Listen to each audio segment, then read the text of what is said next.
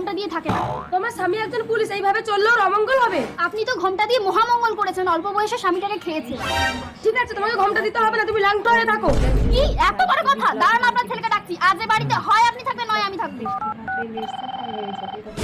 ইয়ে sir, officer অগ্নি, ফোনটা কাটুন। আজকে র্যালিতে কিন্তু ফুল ফোর্স তোমাকে মেনটেন করতে হবে।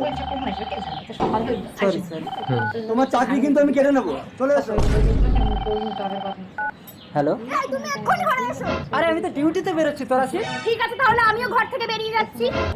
হ্যালো হ্যালো, আরে আমি আসছি।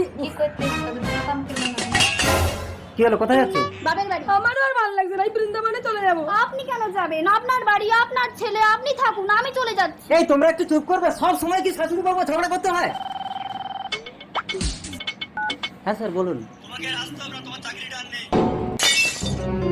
না না, তুমি কি ভেবেছো? আপনার বাড়ি। স্টপ স্টপ স্টপ, দাঁড়াও। তোমাদের ঝগড়া চিরদিনের জন্য থামিয়ে রেখেছি, কোনো দিন আর ঝগড়া হবে না। অগ্নি, অগ্নি, অগ্নি।